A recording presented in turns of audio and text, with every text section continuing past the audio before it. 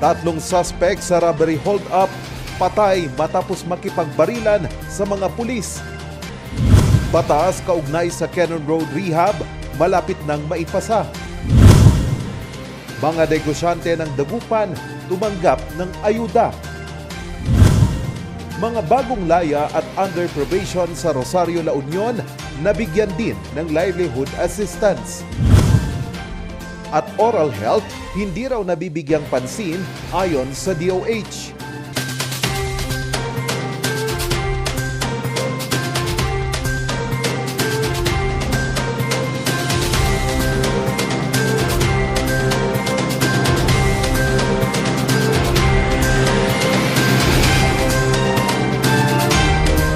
Live from the studio of RNG Luzon, this is Luzon Headlines.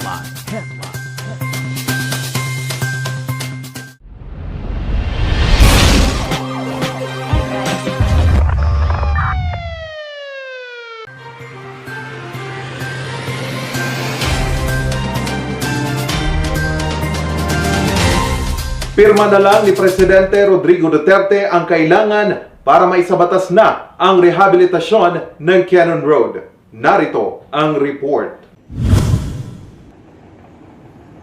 Bukas na kada weekend ang Cannon Road para sa mga sasakyan. Ayon kay Congressman Mark Go, hindi na muling isasara ang Cannon kapag naisabatas na ang rehabilitasyon ng kalsada. Pag full rehabilitation ng Cannon Road, it was already approved by both houses at nandun na ngayon sa opisina ng Presidente. On and off, ang ating Cannon Road ay sinasara at binubuksan. Ano? Ayaw natin yung ganon. So ang gusto natin, magkaroon ng permanent rehabilitation ang Cannon Road para maging all-weather road. Dahil dito, nagsasagawa na ng technical study para sa nasabing plano. Inaasahang matatapos ito sa unang quarter ng 2022. Inaasahan ni Congressman Mark Go at Congressman Eric Yap na maging ganap na batas ang kanilang panukala upang masimulan na ang rehabilitasyon. Tinitignan naman ang posibilidad ng public-private partnership para sa pondo ng nasabing proyekto. Yun ang pinag-aaralan ngayon ng Department of Public Works. The last time I talked with one of the USECs of the Department of Public Works, si Yusek Cabral, at yun ang binabanggit niya. Isang option dito ay magkaroon ng PPP dito para hindi nagagasta ang gobyerno. Ang gagawin lang ng gobyerno ay siguro bibigay ng assistance doon sa PPP na yan para ma-execute yun. At the same time, kung gagawin PPP yan, hindi masyadong malaki ang rate ng yung toll fee, kumbaga, no? Dagdag pa ng kongresista, malaki ang matitipid ng gobyerno kung maipasa ito. We will save a lot of resources. Number one yan, no? Kasi pag ginagasta natin na every year dito, 200 million, 300 million, sometimes umabot pa ng 400 million from Camp 1 to Camp 8 ang yearly, no? Yun malaking savings na gobyerno natin yun, no? Pangalawa, sa mga commuters, if we have an all-weather road, you can save a lot of yung fuel going up and down the mountain, tsaka yung time, no? Tiniyak naman ng kongresista na hindi maapektuhan ang mga residente sa rehabilitasyon ng kalsada. Tansya ng DPWH Cordillera, aabot sa 38 billion pesos ang gagastusin para sa rehabilitasyon. Charles Nicolimon para sa Luzon Headlines. Namahagi ng tulong ang DTI Region 1 sa mga apektadong SMEs ng pandemya. Narito ang report. Aabot sa 60 Dagupenyo ang nakatanggap ng livelihood kits mula sa DTI. Ito'y parte ng livelihood seeding program negosyo serbisyo sa barangay ng DTI. Pinangunahan ni Mayor Brian Lim at mga opisyal ng DTI Region 1 ang pamamahagi ng mga livelihood kits. Ang mga benepisyaryo ay pawang store owners na apektado ng pandemya. Ang mga benepisyaryo ay nakatanggap ng tig-isang mga grocery packs na makakatulong sa kanilang negosyo. Nagpasalamat naman si Mayor Brian Lim sa DTI sa nasabing proyekto. Bukod sa pamamigay ng livelihood kits, Nagsagawa din ang DTI ng entrepreneurial seminar sa mga nakatanggap ng tulong. Charles Nicolimon para sa Luzon Headlines.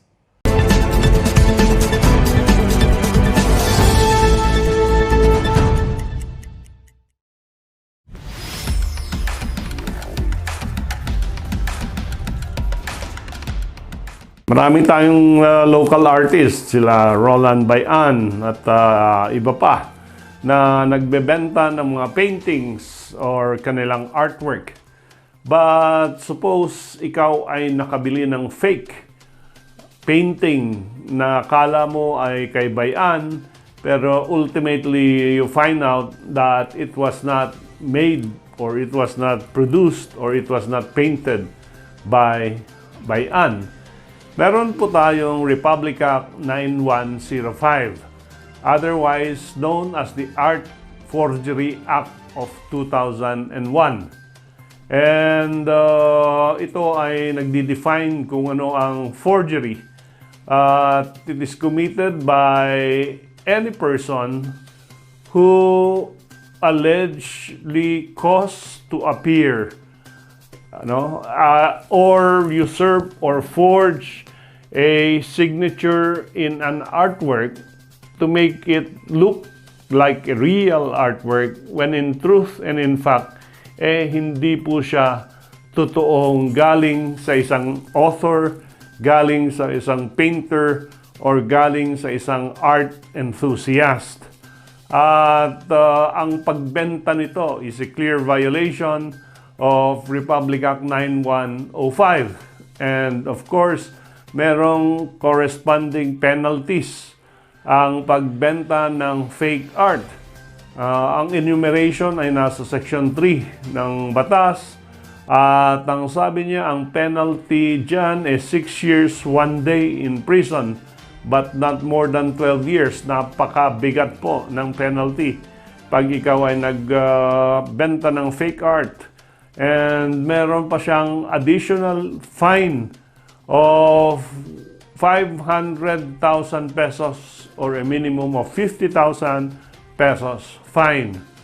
So, pag mga korporasyon, maaari bang korporasyon ang magbenta ng fake art, then if the corporation or juridical person is responsible for the offense, then the officers from the President to the Board of Directors shall be liable for the offense committed dito sa batas na ito.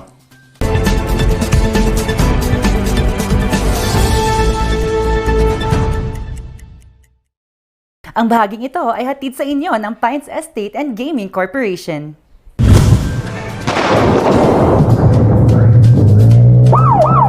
Susunod, 3 suspect sa robbery hold-up patay matapos makipagbarilan sa mga pulis.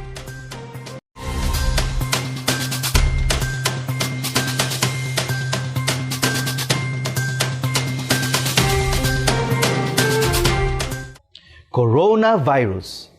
Dahil dito, may mga bagay na hindi mo na magagawa. Ngunit, may katuwang ka. PDA or Pau de Arco Herbal Capsule na may antiviral quercetin at immunity booster.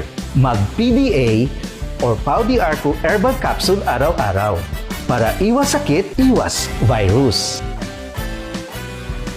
PDA. Proteksyon, depensa, alay sa kalusugan. PDA or Pau de Arco Herbal Capsule is available in all leading drugstores nationwide. Another quality product of Aldrich Corporation. For better life.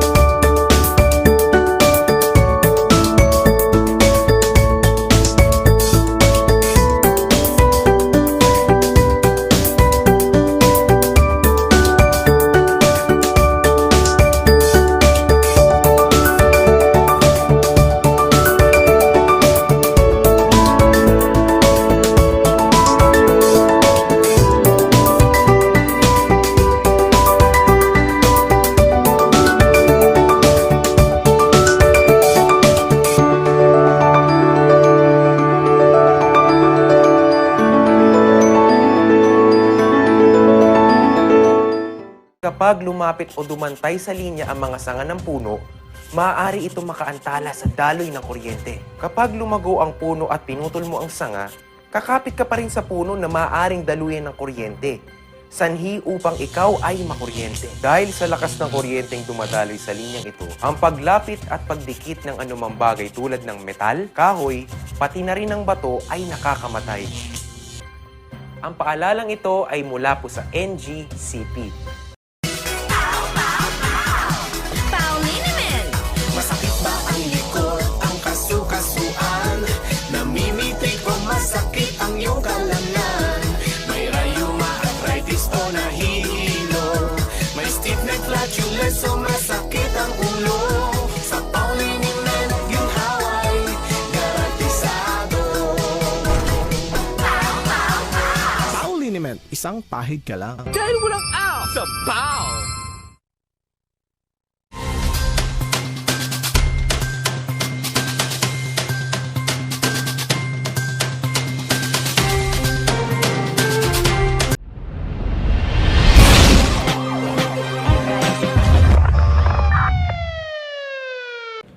Patay ang 3 suspect ng robbery hold-up sa La Trinidad, Benguet matapos makipagbarilan.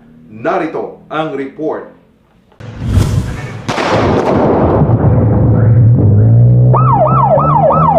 Nagising ang mga residente ng Barangay Silan kaninang madaling araw sa putok ng baril. Iniimbestigahan kasi ng mga pulis ng La Trinidad ang report ukol sa posibleng robbery hold-up ng 3 kalalakihan sa isang gasoline station sa La Trinidad. Ayon sa Benguet Police Provincial Office, unang namataan ng La Trinidad PNP at HPG Cordillera ang mga suspect, sakay ang isang pulang Mitsubishi Lancer kung saan inireport ng isang gasoline station. May napansin yung mga gasoline tender doon sa gasoline na doon na paikot-ikot o suspicious male factor na umiikot doon sa may gasoline station. Wherein napansin ng caller na yung red Lancer, Mitsubishi Lancer na walang plaka, and then nagkaroon na ng so parang may suspicion yung caller doon. So that's why he called the attention of our police personnel. Sa pagsisiyasat ng pulisya sa plaka ng sasakyan, nadiskubreng hindi ito tugma sa sasakyan. Kakausapin sana ng pulisya ang 3, pero sa paglapit nila,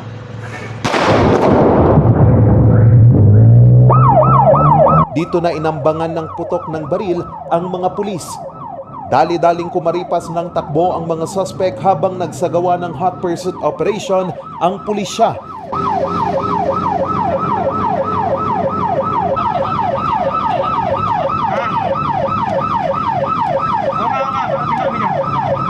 Sa bandang huli, na-corner ng pulisya ang mga suspect sa Silan Lamut Road kung saan nakipagpalitan ng putok ang mga suspect sa pulisya. Dead on the spot ang dalawa, habang ang isa ay naitakbo sa paggamutan ngunit idineklarang dead on arrival. Na-recover ng pulisya sa crime scene ang ilang basyo ng bala at mga personal na gamit ng mga suspect.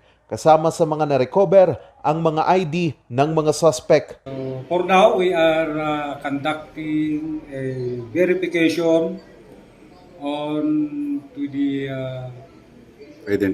identity and yung status ng ginamit nilang sasakyan. Iimbestigahan pa ng pulisya ang pagkakakilanlan ng 3 habang isa sa ilalim ang mga ito sa autopsy. Charles Nicolimon para sa Luzon Headlines. Iba't ibang ahensya ng gobyerno ang naghatid ng maagang pamasko sa Abra. Alamin sa report ni Ren de Guzman. Maagang pamasko ang natanggap ng Sitio Talampak, Barangay Pakok sa Lacub, Abra sa pagdiriwang ng People's Day. Pinangunahan ito ni Governor Joy Bernos kasama ang iba't ibang ahensya gaya ng DTI, DepEd, TESDA, BIFAR, Penro, PNP at Philippine Army. Libreng gupit, mga punla, mga kagamitang pantanim, gamot, hygiene kits, food packs at kung ano-ano pa ang natanggap ng mga residente. Ipinatikim naman ng ilang mga abrenyo ang kanilang iba't ibang mga lokal na putahe sa isinagawang Cookfest sa Duras Award. Ipinakita din ng ilang mga kalahok sa poster making contest sa parehong pagdiriwang ang kanilang angking galing sa sining sa pamamagitan ng mga obra patungkol sa pagbangon sa pandemya. Ang mga nagwagi ay paparangalan sa ika-20 ng Disyembre. Randy Guzman para sa Luzon Headlines. Susunod, mga bagong laya na bigyan ng livelihood assistance.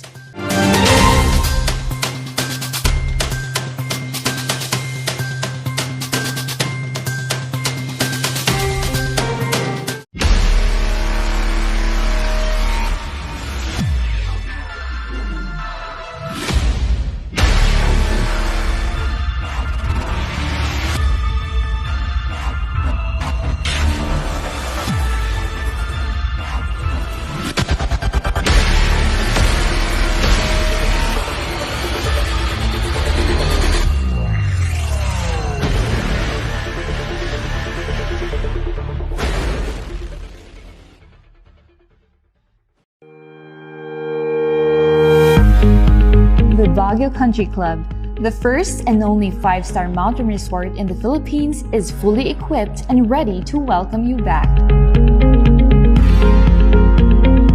The club has thoroughly worked on adapting to the new normal. The usage of any of the facilities and amenities of the club is governed with specific rules, regulations, and procedures in accordance to the medical, physical distancing, and disinfecting protocols.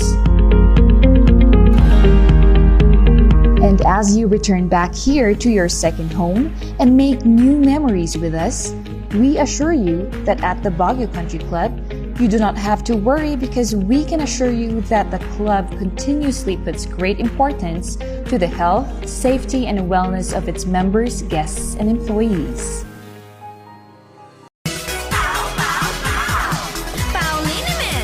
Masakit ba ang likod, ang kasu-kasuan? Namimitik o masakit ang iyong kalamnan? May rayuma, arthritis o nahihilo? May stiff neck, flatulence o masakit ang ulo? Sa pauliniment, ginhaway, garantisado. Pauliniment, isang pahid ka lang. Dahil walang aw sa pow! The most beautiful design you will find ever. Great furnitures and better price. Made in Korea. Art and Furnitures. Visit us at San Luis Bugula Union or contact us at 0915-117-0111. Art and Furnitures. Video Home Builders po? Yes po, sir. Sir, paano po umorder online ng mga hardware supplies? Punta lang po kayo sa facebook.com/tghomebuilders at i-message nyo na lang po kami doon at mayroon lang pong sasagot sa inyo. Sir, ang TG Home Builders po ay isang tindahan na nag-o-offer po ng mga finishing material. Easy to install at mas makakatipid po sila ng oras at sa pera po nila. Mas concentrated po kami sa mga modern materials. TG Home Builders! We turn houses into homes! Coronavirus. Dahil dito, may mga bagay na hindi mo na magagawa. Ngunit, may katuwang ka. PDA or Paldiarco Herbal Capsule na may antiviral quercetin at immunity booster. Mag-PDA or Paldiarco Herbal Capsule araw-araw para iwas sakit, iwas virus. PDA. Proteksyon, depensa, alay sa kalusugan. PDA or Paldiarco Herbal Capsule is available in all leading drugstores nationwide. Another quality product of Aldrich Corporation. For better life.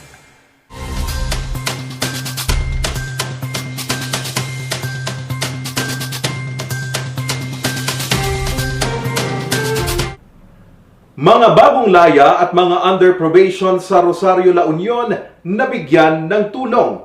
Ang report mula kay Randy Guzman. Bilang parte ng mga programa para sa pagbangon at pagbabago ng pamahalaang lokal ng Rosario, La Union Parole and Probation Office and MSWDO, 30 mga bagong laya at under probation na miyembro ng marginalized sector ng bayan ng Rosario ang nabigyan ng livelihood assistance. Yung mga parolees natin, there are 30 of them. Bale, lahat nabigyan ng 3,000 each para sa parang seed capital po nila. Malaking tulong daw ito para sa pagbangon ng kanila ding mga pamilya.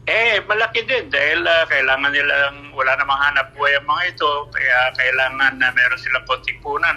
Pero maliit lang to, kaya ang iniisip ko, pag nakahingi tayo ng pondo sa tupad, yung tulong panghanap buhay sa ating disadvantaged and displaced workers or DOLE, pwede nating i-enroll sa yung mga ito sa programang ito.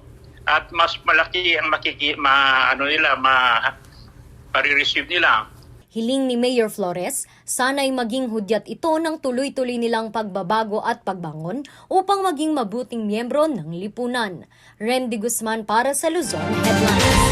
Oral health isinusulong ng DOH Cordillera sa kabila ng pandemya. Kung bakit, alamin sa report ni Randy Guzman. Mas puspusan ngayon ang pagsusulong ng DOH sa oral health care ng mga bata. So, when we speak of health, we cannot discount the importance of oral health. And hindi lang ngayong pandemic actually, oral health is one of the least prioritized programs in all the communities. Ilan sa mga nais nilang ipakita ay ang malaking epekto ng oral health sa kalusugan ng mga bata. Sabi nga nila, ang oral health po kasi malayo sa bituka, hindi siya nakakamatay directly. But then alam naman natin na yung impact naman ng oral health is tremendous. Isa sa mga aktibidad na kanilang idinadaos taon-taon ay ang Orally Fit Child na sinasalihan ng piling mga bata mula sa iba't ibang bahagi ng Cordillera. Sa unang pagkakataon, ginawa nila ito virtually ngayong taon.